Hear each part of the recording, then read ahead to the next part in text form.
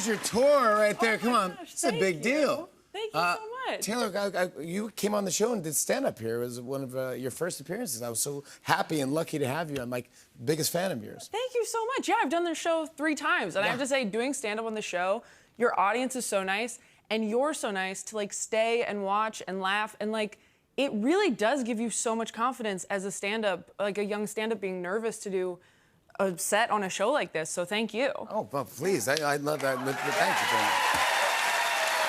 you. But you're one of my favorite comedians. Do you get asked to do things that isn't like corporate gigs or hosting everything? Like, oh, you're a comedian, you'll be funny. Well, I did just officiate my best friend's wedding, if that counts as a gig, I guess. That's pressure. It's so much pressure. It's my best friend of all time, Courtney. She got married, and they were like, you do stand-up for thousands of people. You can do this. And I'm like, no, this is so different. I have to see you again.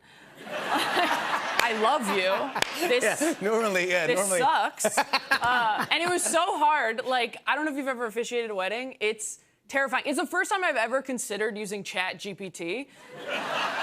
I'm like, can I just tell this robot, Courtney Nahal Love Forever, and it'll write it for me? So I think it went pretty well. I did cry through the entire ceremony, which was not super professional.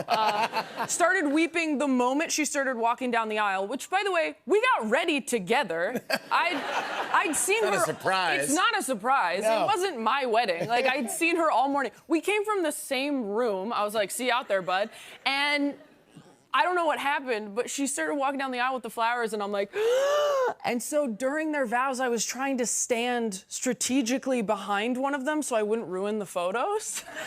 Because I didn't want to be in the background of their photos, just like, it's like the best moment of their lives. But I think it went pretty well. Like, I was honestly pretty proud of myself by the end. Good. And then, this doesn't make me sound great, but like, not enough people at the reception told me great job. It's not about you. I know. It's not about you. I know it's not about me. I know it's not about me, but I was kind of walking around, not exactly fishing, but just like, what'd you think? That was great, right? And they were like, that was beautiful. I'm like, right? And they're like, the vows were amazing. And I'm like, what did we think about the part around the vows? Arguably the longer part of the ceremony. Arguably. Like, I'm just saying, there were 3 of us up there, and only 2 of us get to go on the sex vacation. So maybe give one of us some encouragement. Yeah. Your tour starts, when does it start? First week of October. Yes. Buffalo. Why is it the Save Me Tour? What is that? So I grew up in church. I actually started doing stand-up in churches. I know, very demure. I started doing stand-up in churches, and I'm not religious anymore, but I grew up in church, and I hope nobody thinks, based on the tour, that I'm like making fun of growing up in church or religion in a negative way, because I think I do it pretty affectionately. Like, I'm not one of these people. I'm not really like an atheist. I just don't know what happens, and I just don't. It's just certainty. I just don't like confidence. That's really what it is. Don't like anyone who's like, I know what happens. Yeah, you don't. But I hate it when, like, you know, atheists or agnostic people are like, you're dumb if you believe in God. I'm like, no, I'm dumb. Like, my religious family members are like, God got me through the hardest years of my life. And I'm like, that's why I talk about Gilmore Girls. Like, and I capitalize both G's. Like, it's important to me, that show. But I do have a lot of Christian family members, and my uncle is a pastor. He just came to a show of mine in San Francisco. He's a pastor, and he's a very good pastor. He's like a cool, progressive, really creative sermons. Like, he's so good at his job. And he's really the only person in my life that I feel like can sort of relate to my job as a stand-up. Because all my other friends are like teachers and doctors and lawyers, and like, me and Jim, I feel like we can talk shop a little bit. Because we're both public speakers, you know? We're both out there changing lives. Yeah. No, his speeches are way higher stakes. I know that. Yeah. I'm up there like, dating is weird, and he's like, hell is hot. But he's really good at what he does, and every time I see him, I'm like, we're pretty, like, we can. Yeah, we can hang. I'm like, how was the early show this weekend? He's like, do you mean first service?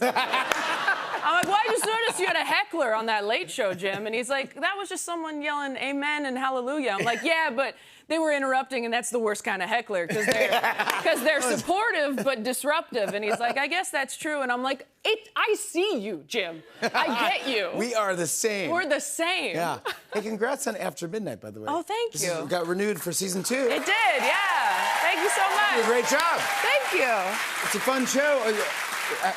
Did anything surprise you about doing a late night show? Oh my gosh, so much has surprised me about it. I will say the show gave me an assistant, and I had never had an assistant. They're like, you need an assistant on set.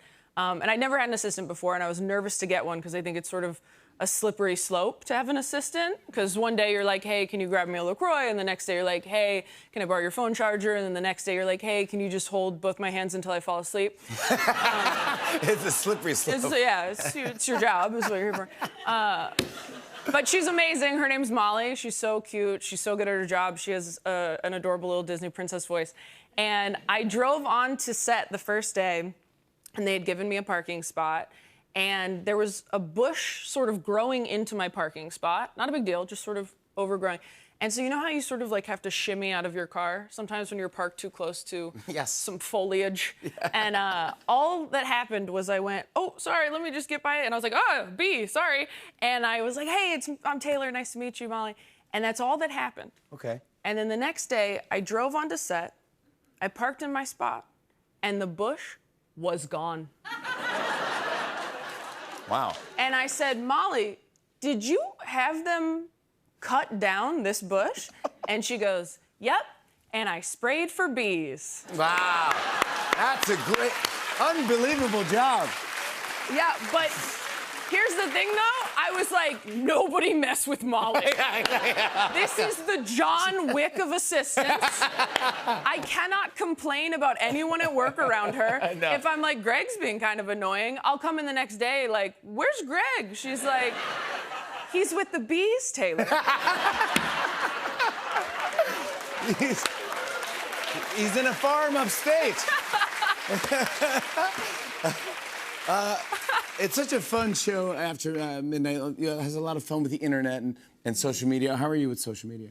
You know, it's kind of like a necessary evil of the job, right? Yeah. Like, yeah, you just kind of have to do it. So I'm not like scared of it. I have some friends who are very scared to have social media because they're stealing your information and scanning your face or whatever. And like, I had a friend tell me recently that they put a cover over the camera on their laptop because people can hack into your laptop and like take videos. Yeah. Have you heard about that? Yes. I have a new fear now. I'm not like scared of people leaking my nudes. Like, I look great in those. I'm like posed. It's good lighting. I mean, honestly, I'd have to convince people they were me. But now I'm scared someone's gonna hack into the camera on my laptop and get a video of me eating alone. You know how you eat when you're just like watching a Sex and the City rerun with the perfect snack? Yes. Like, if I logged onto Twitter tomorrow and there was a video making the rounds of just me hunched over a keyboard and a plate of nachos, like, bitch going to Paris? You'd never see me again. You'd never see me again. That's so funny. Yeah. Before we go, I heard that you have a question for me. I do have a question for you. So, as I said, I've done stand-up on the show 3 times. Thank you. You're always so nice. You're always so welcoming. But when I first got the show, my younger sibling, Bryn, they were like, can you get Jimmy to sign a copy of Fever Pitch for me? Because we watched that movie all the time growing up. It was like one of my favorite movies to watch when I was sick because it has that great scene of you taking care of Drew Barrymore when she's sick. Yeah. It's so nice. Don't watch it. It'll, like, your expectations of men will be too high. But yeah, it's dangerous. Don't do that. But my sibling Bryn was like, can you get him to sign this copy of Fever Pitch? And I was like, I'm just doing stand-up. Like, no, I don't think I can do that. But now I'm on the couch. I host a show. Do you think maybe you could sign a DVD of Fever Pitch? Of course, I can. Really? Absolutely. Oh my God! Are you kidding? I'm touched. Oh my gosh, I'm so excited. That's so nice. Can you imagine if I told this beautiful story and then you like saw it on eBay later? No. I'm not even kidding. I'm not even kidding. I just wrote, nice. please don't put this on eBay. I swear. I swear to God. That's so funny. Taylor Tomlinson, everybody. For tickets, go to TaylorTomlinsonComedy.com. More Tonight Show after the break. I'm so weird.